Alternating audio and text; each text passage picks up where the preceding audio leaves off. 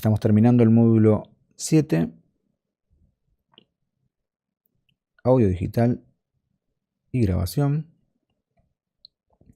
Vamos a hablar hoy de toda la cuestión de grabación, pero más desde el lado de la microfonería, en donde tenemos como plan principal la ubicación de los micrófonos para poder captar espacialmente lo que va a pasar en ese evento, ¿no? Tenemos muy pocas chances de probar, es así, porque el lugar es siempre, o sea, bueno, muy pocas veces es propio, mayormente es un teatro que se renta para el día y a lo sumo, si es un artista importante nos lo dan el día anterior, muy a lo sumo. Y si es un lugar propio, digamos, no alquilado, también hay cuestiones que tienen que ver con que quizás tampoco cuento con los elementos y los tengo que rentar, entonces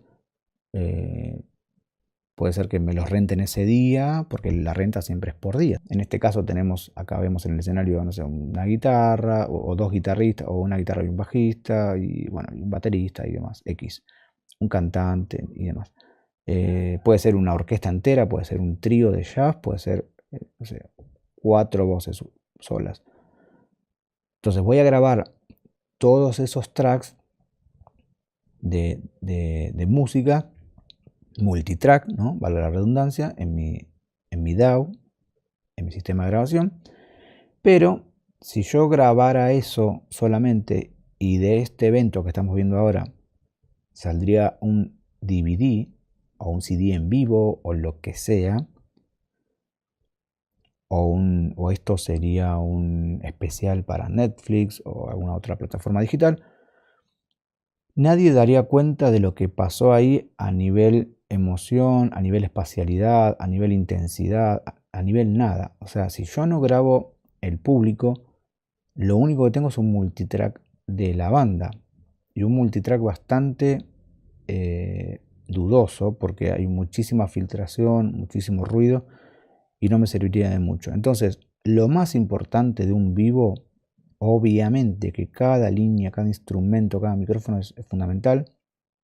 Obviamente la interpretación es lo primero que hay que tener en cuenta. Muchas veces se descuida, pero nada tiene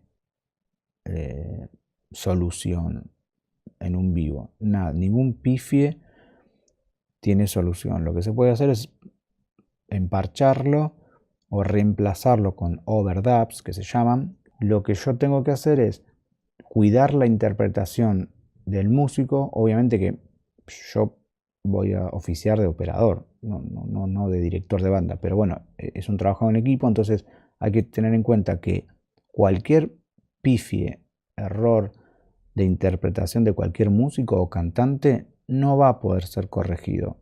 Obviamente que hoy tenemos herramientas muy potentes como Melodyne Choice, que es la versión de Melodyne para leads, o sea, para cantantes o líneas solistas, pero bueno, también nos permite afinar dentro de una grabación en conjunto. Eso que acabo de decir es entre paréntesis, porque después depende del estilo, nos puede servir, y depende del estilo, no nos puede servir, porque si ustedes se imaginan que Melodyne es como Autotune, si yo exagero el nivel de corrección de Autotune, voy a escuchar los efectos de voces que todos escuchamos hoy en día en estilos como reggaetón y demás. Desde Cher para acá es un efecto bastante conocido, pero bueno, en algunos estilos está bien visto y escuchado, en otros no tienen nada que ver. Entonces, acá lo mismo, si yo tengo un trío de jazz, de tango, de lo que sea, o una orquesta, no le va a venir nada bien a ninguno de esos instrumentos que yo lo corrija con Melodyne, porque a la larga se escucha, ni hablar si son correcciones en varias pistas. Entonces, volviendo a lo importante, ensayo, ensayo, ensayo, ensayo y mucho más ensayo. No tiene que haber un pifi. Obviamente que no existe eso, pero el ideal sería que no haya ningún pifi, que sea una grabación interpretada de una manera perfecta. Primer paso. Segundo paso, los micrófonos tienen que ser de lo mejor que yo pueda conseguir, rentar o comprar. Segundo, la ubicación debe ser fundamental, ya lo vimos, el tema de no solamente de la captación, sino de la aislación. Acuérdense que los micrófonos, si es dinámico, si es cardioide, perdón, capta de frente y tiene mucho rechazo de atrás. Si es hiper cardioide, de otro modo. Si es bidireccional, pasar a otra cosa. Entonces, conociendo eso de los micrófonos, yo tengo que respetar mucho la aislación del micrófono, el rechazo, no solamente la captación. No tengo que solamente estar pensando en ok, si lo pongo acá va a captar esto o el parche No, tengo que tener en cuenta más que nada la aislación. Después yo puedo ecualizar, regular, pero un instrumento que se filtró en otro micrófono que no correspondía tampoco tiene arreglo. Entonces hay que apuntar a una grabación lo más perfecta posible. Obviamente que eso nunca termina pasando, ni en los mejores discos, ni en las mejores bandas, ni en las mejores producciones. Siempre hay errores y cuestiones técnicas, pero por lo menos tener eso de base, y en base a eso voy bajando y voy teniendo concesiones, ¿no? Pero si yo arranco diciendo, bueno, voy a poner los micrófonos como se me ocurra, la banda viene media ensayada y media como desganada y media con ganas de grabar este evento en vivo. En realidad el bajista original de la banda no va a venir porque tiene una banda paralela que está de gira, entonces, o sea que ya el bajista original no va a estar, o sea que ya la base va a estar súper movida porque ya hay algo importante en la banda, es batería y bajo, a nivel base rítmica. Entonces, así, hay un montón de concesiones que uno va tomando y bueno, cuando suma ese combo, termina en una grabación decadente.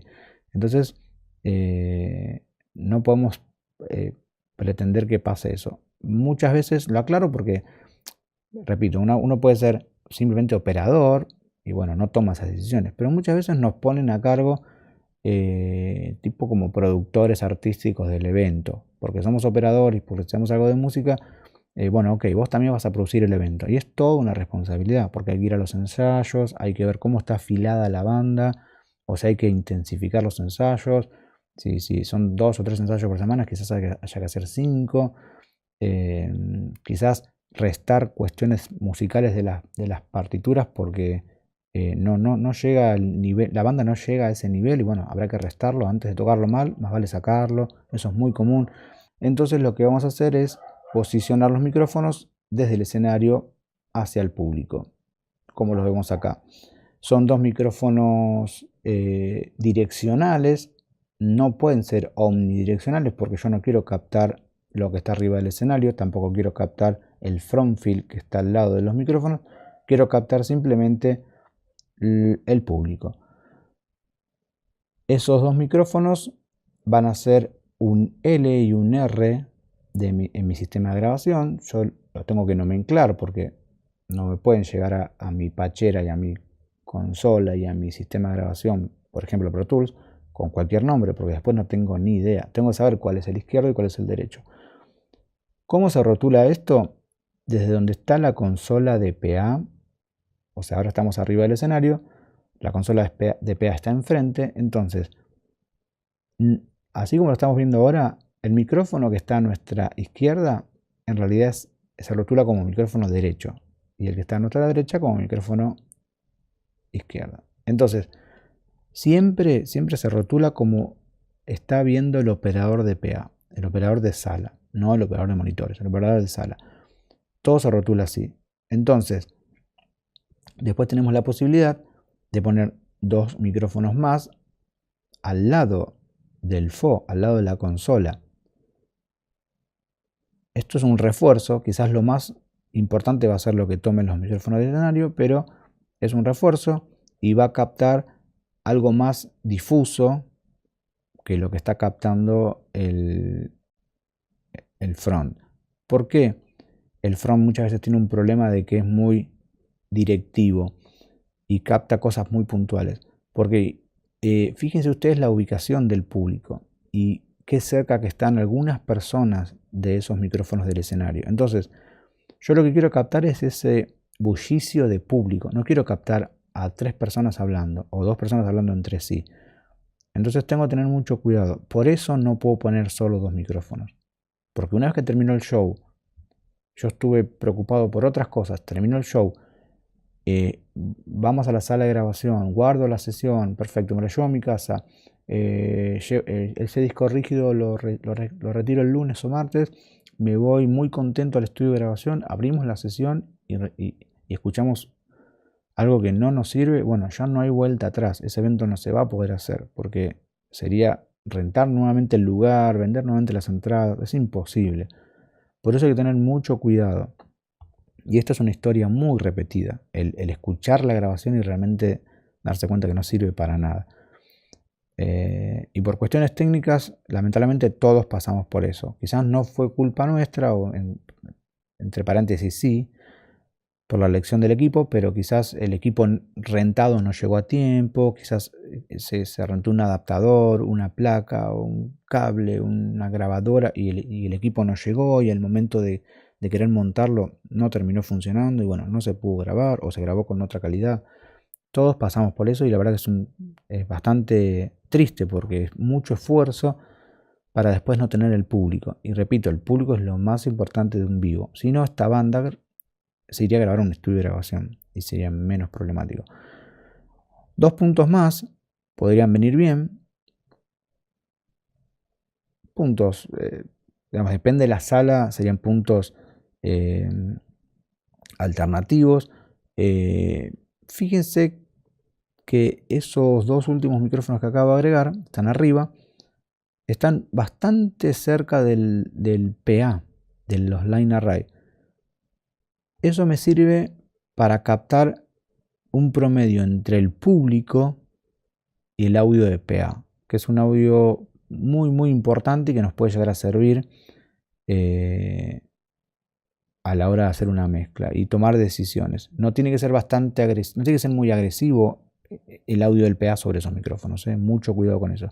Tiene que ser un promedio, como digo, pero el audio del PA, si la mezcla está buena, es muy interesante.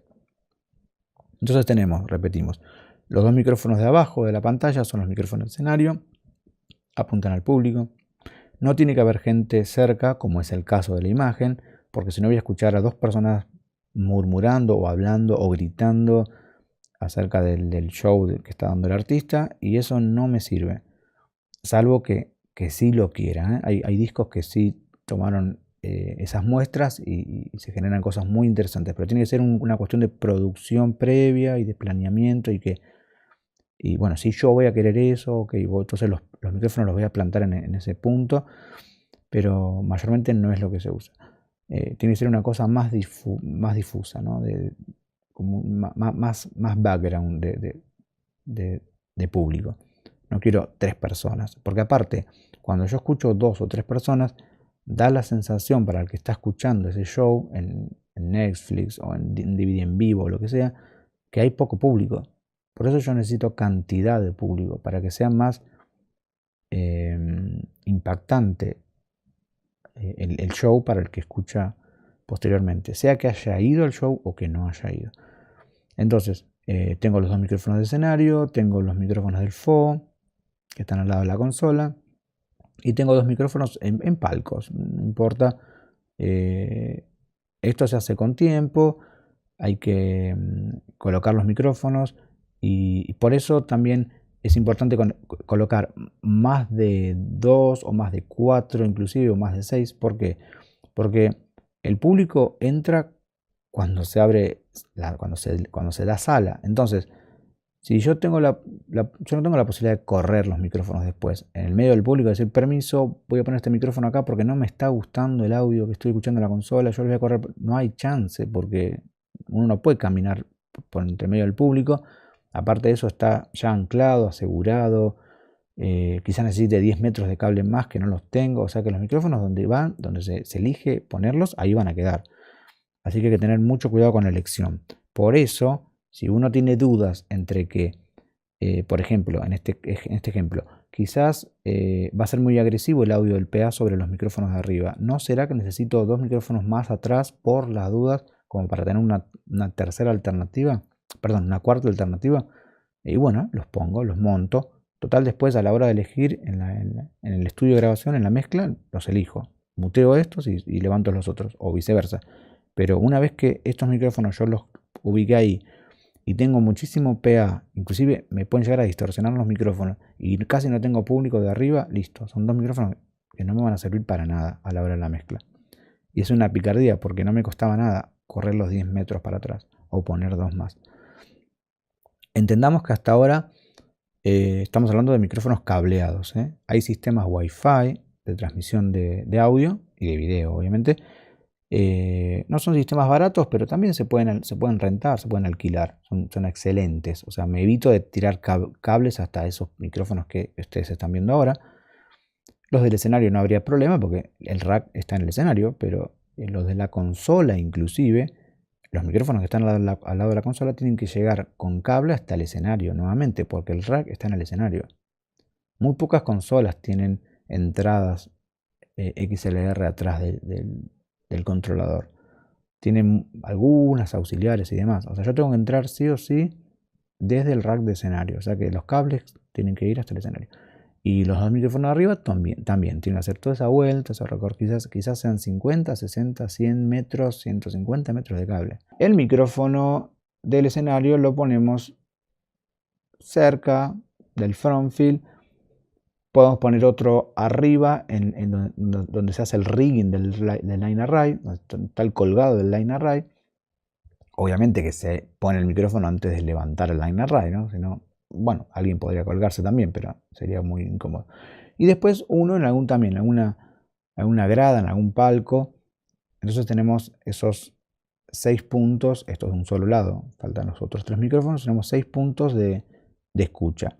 Tengamos cuidado, y esto lo voy a aclarar muchas veces, que no hablamos de micrófonos económicos, en ninguno de estos casos. Entonces, si yo le dejo a la mano a una persona del público muy poco comprometida con la lealtad y con el honor y con otras cuestiones, y se le ocurre agarrar ese micrófono, ponérselo en la mochila y salir del teatro como si nada, es muchísimo el dinero que se perdió. Así que no dejemos ningún micrófono en la mano de nadie, no confiemos en nadie, porque un micrófono de este tipo, ahora lo vamos a ver, vale muchísimo dinero.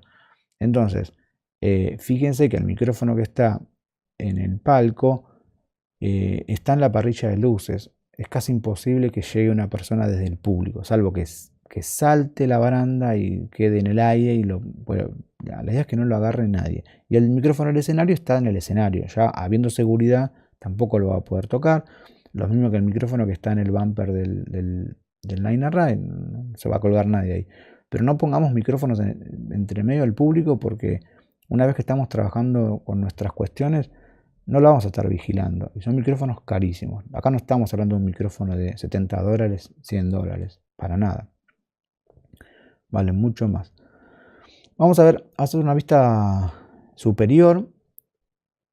Y vamos a ver este diagrama, digamos, posible diagrama, porque hay varios, de nuestro sistema de grabación. Tenemos el escenario, stage, tenemos el FO adelante, el campo vendría a ser, acá está nomenclado como main floor, pero vendría a ser nuestro campo. Entiéndase que este es un ejemplo que parece un teatro, o mejor dicho es un teatro, pero imagínense también un estadio y demás, no importa, es a modo de ejemplo.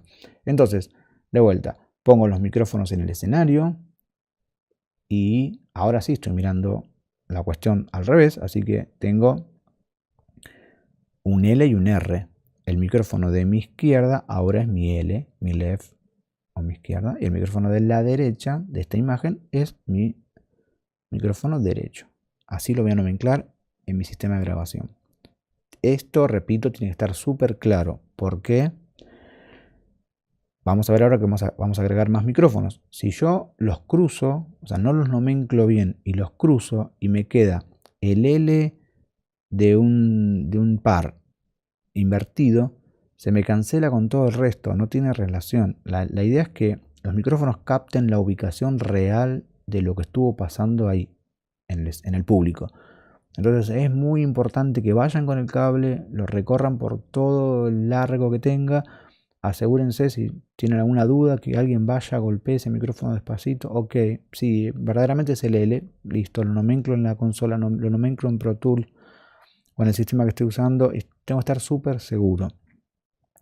Y la sesión tiene que tener el nombre, o sea, no puede decir audio 1, audio 2, ya lo vimos, tiene que decir Stage L y en el otro track Stage R. Así, súper meticuloso con eso porque si no se cancela todo y no tiene sentido nada. Y de vuelta todo el trabajo fue en vano. Entonces, segundo par, ya lo dijimos, son los dos micrófonos que están al lado de la consola. En el mangrullo, ¿no? En el FOM. Ahí está. Voy a volver a la diapositiva que era.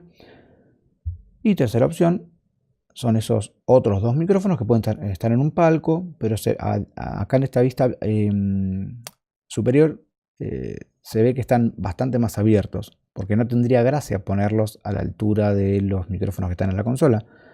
Así que yo necesito abrirlos bien y tomar más amplitud o el público más general, de manera más general, no solamente lo que es el campo. Con los micrófonos verdes y con los rojos yo estoy tomando mucho el campo, pero me están faltando todas las gradas y los pullman y demás. Entonces con los micrófonos naranja ya tomo todo el grueso del público. Y después puedo mezclar esto, obviamente, ¿no? Entonces tengo Stage LIR, FO LIR. FO es Front of House, frente a la casa. Ahora vamos a ver por qué. Front of House es frente a la casa, o FO, o mangrullo, y es eso, es donde está la consola, donde trabajamos nosotros, lo que operamos sala. El operador de monitores está arriba del escenario, de costado. Bueno, palcos son palcos.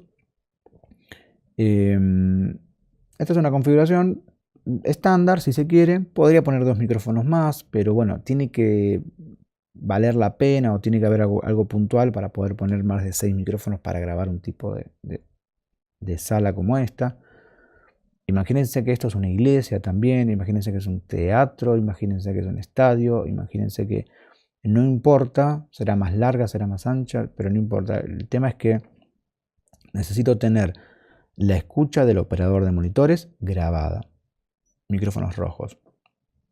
La escucha del público del main floor, o sea, o del campo, o de las primeras filas, como quieran llamarle, con los micrófonos verdes, sin que sea tan puntual. No quiero grabar 3 personas cantando o hablando, quiero grabar la mayor cantidad de masa posible. Se van a dar cuenta que es muy problemático mezclar a 3 personas de un público en una grabación. Después tenemos los dos micrófonos naranjas que toman como llama más el grueso. Y en los micrófonos naranjas tengo esa cosa difusa, tipo de reverb del público. Ni siquiera tan puntual como los rojos ni los verdes. Los naranjas tienen esa cosa más difusa y que es lo que realmente me termina sirviendo más. Pero, repito, yo necesito grabar esto y después elegir en el estudio. No cabe que yo diga, uy, qué lástima, hubiese puesto 2 micrófonos más a los costados, no sé. Solamente puse los verdes y los rojos, qué lástima. Bueno, de vuelta, no se puede volver el tiempo atrás, el evento ya pasó, me están pidiendo la grabación de ese día y listo. Está mal hecho el trabajo y bueno, la próxima será. Pero entonces tengo que tomar recaudos para todo esto. Tampoco poner 18 micrófonos porque por las dudas, porque vamos a ver ahora que no son micrófonos baratos y es mucho recorrido de cables y muchos problemas más. Cantidad de canales disponibles para grabar y etcétera, etcétera, etcétera. Vamos a ver otra posibilidad que hay, que es como bastante más compleja, pero muy, muy, muy usada a nivel pro, que es la emulación de un 7.1 en vivo. El 7.1 creo que la mayoría lo sabe, es una disposición de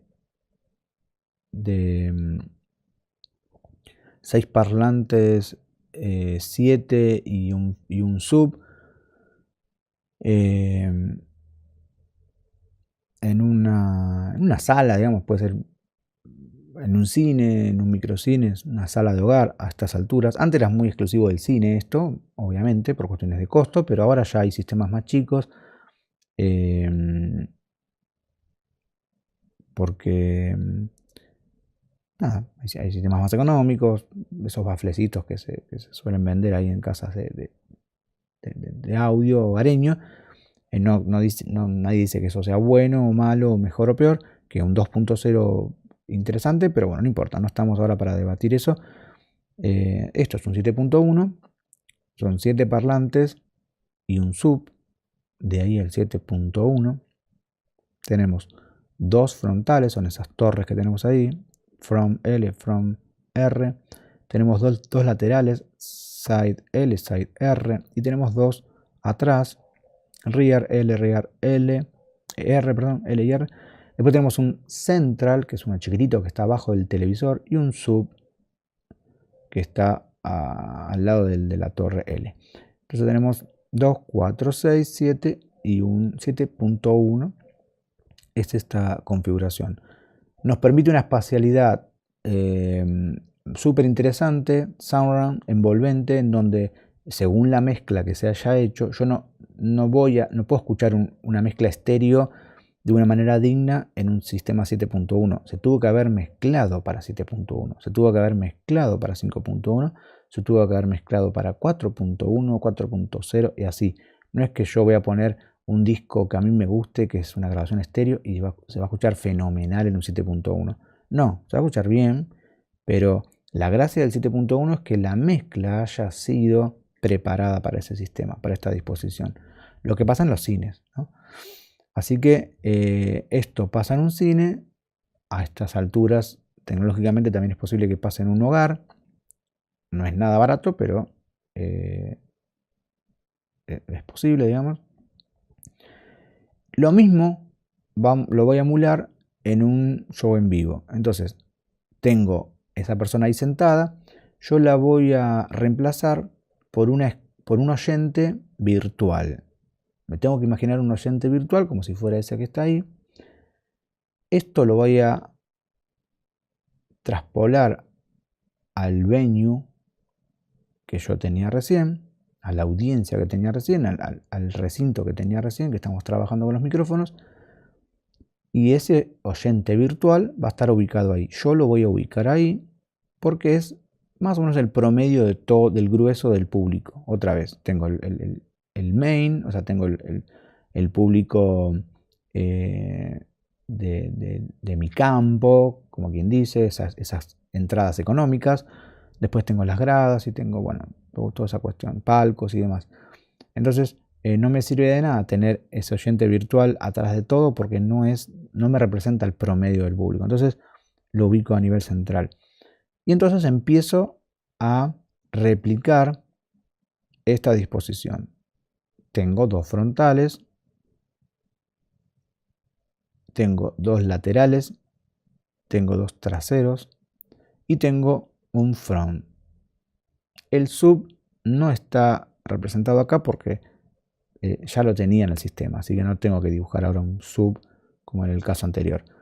Entonces, acá lo que repliqué es un 7.1, pero no son baffles, son micrófonos. Entonces, con esos micrófonos, todos los micrófonos apuntan a este oyente virtual, este ser, acá representado con color rojo, es el que va a llevarse la atención de todos los micrófonos. Es decir, todos los micrófonos apuntan a este oyente virtual. Aunque ahí simplemente haya una masa de gente, tengo que idearme un oyente X. De esa forma, replico también, fíjense, los ángulos de los parlantes tienen que estar representados también con los micrófonos. ¿Esto tiene que ser tan preciso? No. No, de hecho yo tomé acá un gráfico que no muestra ningún ángulo puntual ni preciso, pero sí los hay. Pero no tiene sentido. O sea, estos ángulos se van a esfumar en un lugar tan grande como este. Ni hablar en un estadio, así que no tiene sentido. Pero más o menos, para que se den una idea, son dos frontales a los costados del escenario, un micrófono de frente al centro del escenario, dos laterales tirados un poquito más atrás de este oyente virtual y dos bien atrás.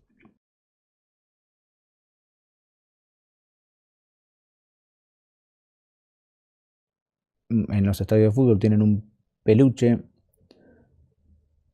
una felpa o como quieran llamarlo, que hace que el viento no termine siendo grabado o tomado por el micrófono. Así que ese Zeppelin lo que hace es hacer de filtro antipop, pero en realidad en el fondo el micrófono es así como el que vemos ahora. En vivo también necesitaría un Zeppelin, pero bueno, si no, no podríamos ver el diseño del micrófono. Este es el micrófono que realmente va y que realmente se usa para grabaciones en vivo, para grabaciones de público, de ambientes. Este es el que realmente va por la sensibilidad que tiene y demás, y el alcance. Ya lo vimos, así que no hace falta ver especificaciones, pero es un micrófono hipersensible, obviamente que es hiper caro, de los más caros que hay. Pueden salir $10.000, $15.000 y $20.000 y más también, pero bueno, también se rentan, así como se rentan para cine, se pueden rentar para grabar un show, es muy común eso. No hace falta que alquile 6 micrófonos como estos, puedo alquilar 2 micrófonos como estos y los pongo en el punto como neurálgico o donde a mí me interese, y los otros 4 o los otros 5 o lo que use o 6 pueden ser simplemente condenser, diafragma chico. Segunda posibilidad de ideal a no tan ideal son los micrófonos condensador común de voces. Tampoco es algo barato, pero está mucho más a la mano. Ya no hay que rentarle a ninguna empresa de cine. Estos micrófonos inclusive los podemos tener nosotros en nuestros estudios. AKG 414, NT2A de Rode, Neumann U87, U47. Acá tenemos dos micrófonos, porque la idea es que de esos pares que hablamos, esos dos micrófonos sean iguales. O sea, los dos micrófonos verdes que veíamos en la imagen anterior deberían ser del mismo modelo, los rojos del mismo modelo, iguales. Pueden variar los 6 entre sí, pero no esos pares, si no se me desbalancea toda la grabación. Recuerden que esos estéreos justamente tratan de emular eso, una escucha estéreo. Entonces necesito que sean dos iguales. A raíz de eso, en una época existían los micrófonos macheados. En la época de los micrófonos se hacían a mano, había una diferencia de fabricación entre un micrófono de una tanda y el otro. Quizás un micrófono que se había hecho en abril sonaba bastante diferente a uno que se había hecho en noviembre.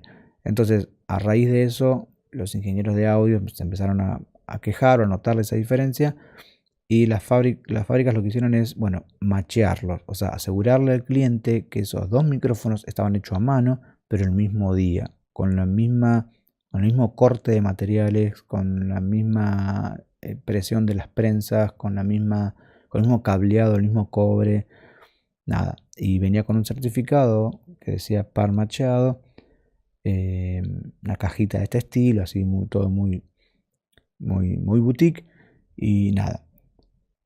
¿Tiene sentido esto hoy en día? No mucho, salvo que la fábrica siga fabricando a mano, pero en la mayoría de los casos los micrófonos son fabricados por máquinas, por robots, así que más preciso que un robot creo que no hay, y más exacto, así que no tiene mucho sentido gastarse un dineral, porque estos par macheados son mucho más caros que comprar dos micrófonos por separado, justamente por esa certificación de que son macheados. Así que yo no les recomiendo que gasten muchísimo dinero más por el hecho que sean macheados, salvo que sean terribles micrófonos de marcas muy puntuales que sigan fabricando a mano. La mayoría no lo hace, es más, se fabrica en China y ya suenan todos iguales, sea que se fabrican en noviembre, enero, mayo, frío, calor o lo que sea. Así que nada, pero bueno, existen este tipo de micrófonos. Son más económicos y creo que todos los tenemos a la mano. Son micrófonos condenser y diafragma chico. Los podemos poner en los 6 puntos y bueno, de la misma forma, pero bueno, no vamos a tener el mismo audio que teníamos antes o que podríamos tener con micrófonos de cinta, ¿verdad? Otros dispositivos de grabación más humildes, pero no por eso menos importantes, son las grabadoras. Tenemos Tascam, tenemos Zoom y otras más. Tascam es de mi preferencia, es una excelente marca con muchos años en el mercado. Y el audio que consiguen estos equipitos, este es un modelo bastante económico. Está la DR05 de 2 canales, DR40 de 4. Después hay más caras y más complejas, pero no importa el modelo, todas graban excelentemente bien y tienen un limitador automático, un limitador de picos automático, con lo cual yo puedo grabar un show y si no me di cuenta o no lo chequeé y me está distorsionando este público que estoy grabando, se autolimita el equipo, así que no me genera esa onda cuadrada al final. Realmente no sé cómo lo hace porque eso es puro algoritmo, pero tiene un resultado excelente, excelente. Y Tascam más que otras marcas, porque inclusive yo he grabado con Zoom cuando no pude alquilar Tascam y me han distorsionado. Y un archivo, una grabación distorsionada no sirve para nada. Es lo mismo que no haber puesto los micrófonos, es lo mismo que no haber hecho nada. Ese audio no se puede rescatar, ni con restauración. Se puede rescatar un archivo clipeado cuando está clipeado en algún punto preciso, que dura muy poco, pero cuando toda la grabación está clipeada, no hay chance, no tiene reparación. Recordemos que este audio va a terminar en un disco, digamos, comercial, ¿no? O en una película, o en un DVD, o en una serie, o en lo que sea, o en un show en vivo para una plataforma como Netflix. No puede haber un audio destruido, digamos. Es un excelente equipo que obviamente es mucho más económico y como verán viene con 2 micrófonos incorporados, los cuales puedo setear, como se ve en la imagen, en formato XY o en formato AB. Más abiertos es formato AB y más cerrados es XY. O XY coincidente o XY distanciado, ¿no? Da lo mismo. Pero son 2 buenos micrófonos y capta ambientes, que es una maravilla. Tenemos una versión más importante, que esta es para cine, pero también se usa mucho para vivo, para grabar vivo, audio. También de 4 canales, pero es un disco rígido mucho más poderoso, con más capacidad. Estas máquinas más grandes suelen grabar en mayor resolución, no solamente llegan hasta 44 o 48, sino que llegan hasta 96 o 192K. Entonces en cine se usa esa resolución, esa frecuencia de muestreo, así que si yo quiero grabar un show en vivo con altísima calidad de muestreo, necesito este tipo de equipos. Tampoco es caro y se rentan en las empresas que alquilan para cine. Se alquila por día, así que no es una cosa demencial lo que sale. Y graba en el propio equipo, no tengo que ir a grabar a Pro Tools, eso es otra ventaja, igual que el modelo anterior. Y tenemos la posibilidad de grabar 24 canales a 192K. Hoy hay sistemas más importantes, sí, los hay. Hay sistemas que graban en 32 bits como flotante y no 192, sino 368 y demás.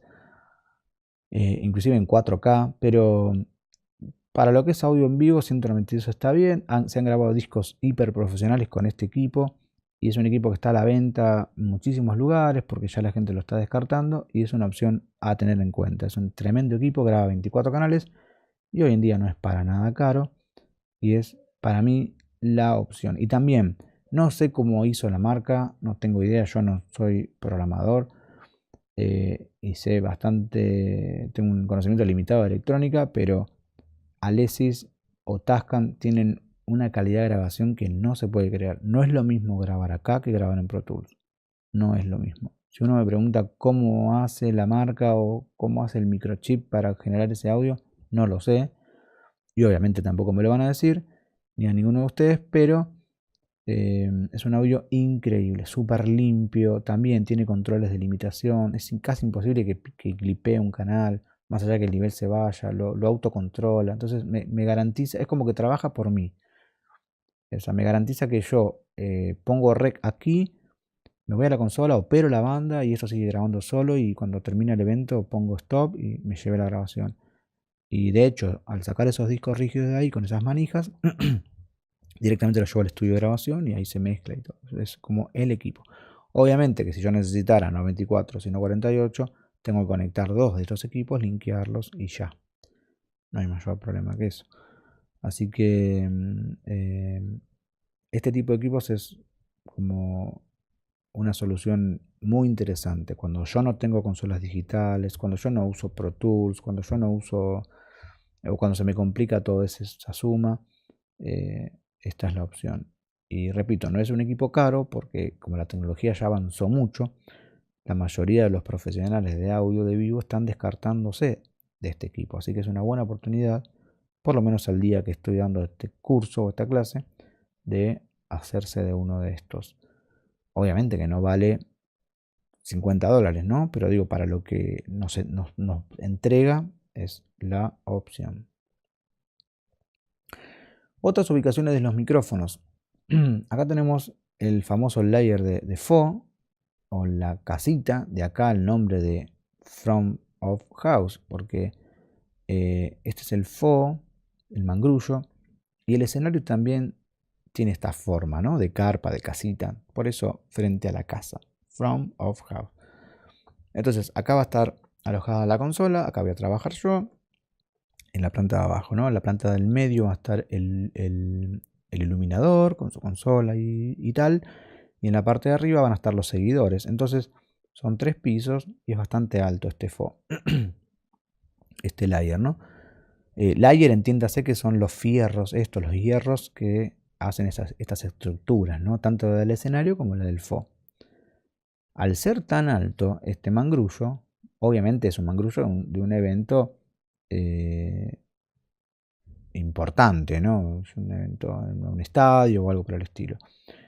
Al ser tan alto me da la posibilidad de ubicar los micrófonos en esta posición que estamos viendo ahora y poner un refuerzo quizás atrás, si tenemos más gente, ¿no? Y el audio que consigo con estos micrófonos puestos acá sí que no hay chance casi no habría opción. De hecho, si estamos en este tipo de eventos es porque está el presupuesto. Acá necesito micrófonos de cinta de la mejor calidad. De estos que les digo que valen $25.000, $20.000 y demás. No hay chance que yo pueda poner dos microfonitos acá arriba y tenga un audio profesional. Así que se usan unos Sennheiser, se usan unos Roger, o sea, micrófonos carísimos.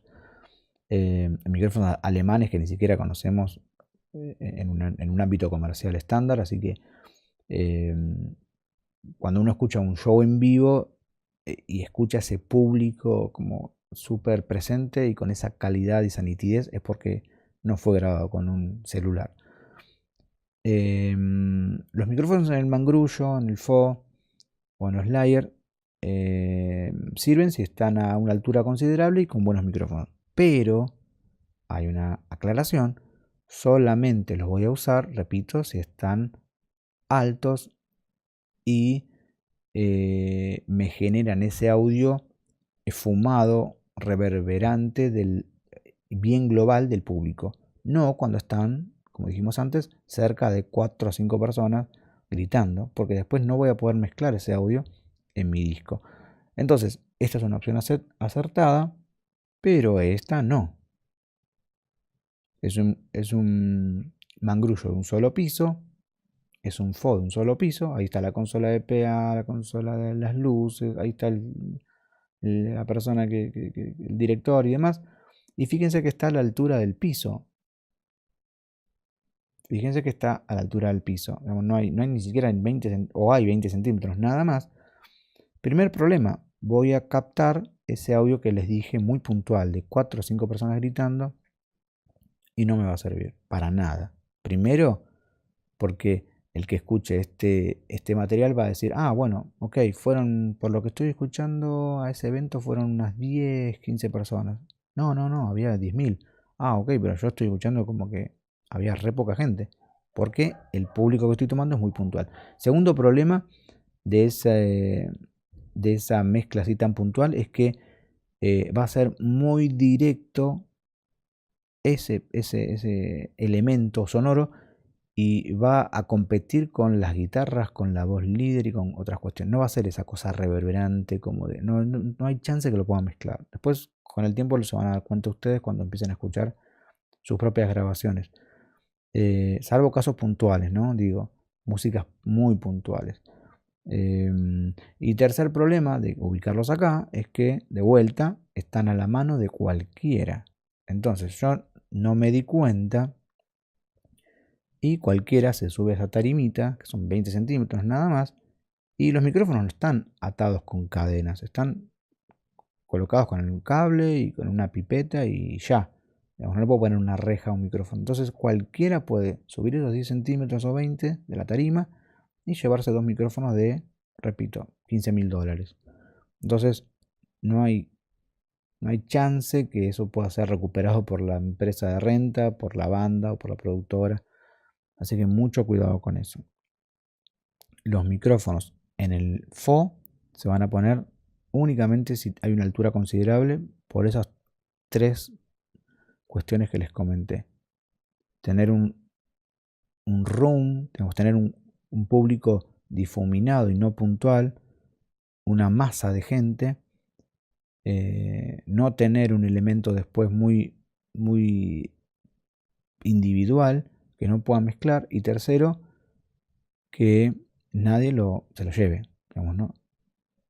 Siempre apunten a la masa de gente. O sea, si atrás tengo 150 personas, pero adelante tengo 10.000, apunto a los 10.000. Siempre a la masa, a lo más al más grosso del público, para no tener esa cosa puntual. Y otra cosa que es fundamental, hay cosas que son bastante obvias, pero hay otras que no. Tengo que hablar con la producción para ver qué lugar va a estar libre. O sea, a mí me ha pasado que he apuntado micrófonos y antes de entrar la gente pusieron vallas y dijeron, bueno, esto va a estar asignado para seguridad, para cuestiones de seguridad, para desalojar o descomprimir cuando haya, no sé, una avalancha o cuestiones así. Y por ahí eran cuadrados de 10 por 10, 10 metros por 10 metros. Y mis micrófonos apuntaban justo ahí. Entonces tuve que subir, ya casi el público entrando, y reorientarlos. Y no me fue fácil porque también estaban puestos estaban medio atados y demás.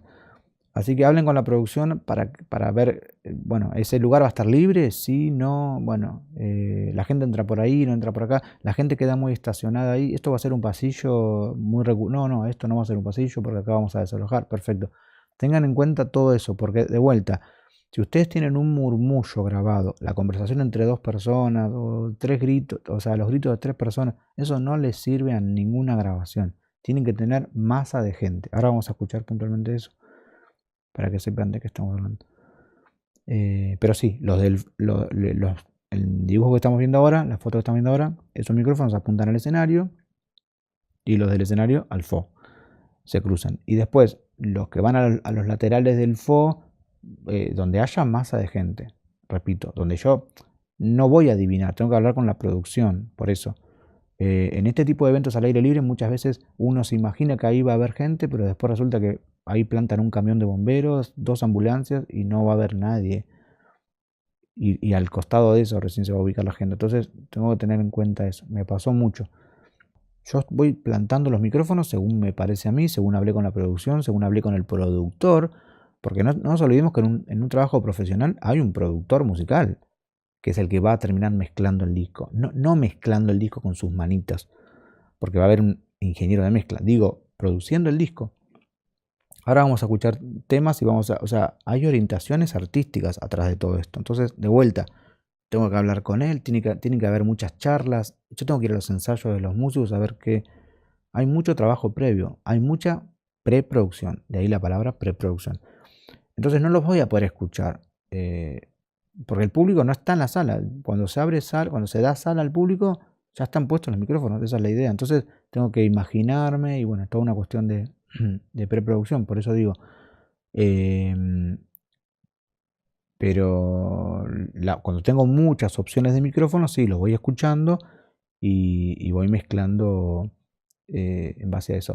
Pero no estamos teniendo una tercera o una cuarta opción o una quinta, si se quiere, que es la transmisión en vivo. Yo no puedo transmitir en vivo un show importante para un canal de televisión sin el público. Entonces, digo que está buena la pregunta porque yo estoy transmitiendo para un canal y ese canal necesita recibir el público de la mejor manera. Entonces ahí sí tengo que escuchar y chequear qué micrófono rinde más, y desde una consola que esté dedicada a eso, o ese operador lo hará, ir mezclando los micrófonos que más rinden. Entonces entregarle una grabación, una transmisión digna a ese canal de televisión. Ni hablar si es para radio, ni hablar si... Entonces, nada. Y después digo, también escuchar y chequear porque quizás no es el único show. Quizás son 3 noches. Quizás son 3 fechas en un estadio o 4 días en un teatro. Entonces el primer día yo voy operando, pero a la vez chequeando los micrófonos, cómo rinden. Y quizás al segundo día hago correcciones. No los pongo acá, los bajo, los subo, hago lo que sea. Y quizás, si son 4 días, quizás el tercer y cuarto día realmente tengo una grabación excelente, porque los primeros 2 días lo usé para corregir cosas. Si es una sola noche, no tengo mucha chance. Es como tener un disparo solo y errarle. Estos micrófonos de los que hablamos no entran directo a la consola o directo a la placa de grabación o directo a... O sea, pasan por unos preamplificadores, también marca Urey, Universal Audio, Avalon y demás. Por eso uno cuando escucha un show profesional dice, el audio, me impacta el audio del público. Y bueno, no es casualidad, ¿no? Hay todo un trabajo, casi requiere el mismo esfuerzo que grabar a la banda, o más. Imagínense el Super Bowl, solamente imagínense ese evento en Estados Unidos, es infernal. Yo no tuve la suerte de ir, o la posibilidad de ir, me encantaría, pero sí conozco gente que estuvo en la producción y es impresionante, hay como 38 micrófonos de público, hay 3 sistemas redundantes de grabación. Ahí imagínense que no puede fallar nada. El mundo está viendo Super Bowl, ni hablar el Mundial de Fútbol, ni hablar. Ese tipo de eventos es terrible y es súper importante, más importante si se quiere, quizás que grabar la banda. Porque repito, existe el overdub. Yo puedo grabar la guitarra nuevamente en el estudio. Yo puedo grabar al cantante nuevamente en el estudio. Yo puedo grabar al tecladista otra vez. Puedo grabar la banda entera tocando juntos en el estudio. El público nunca más va a estar ahí como estuvo ese día.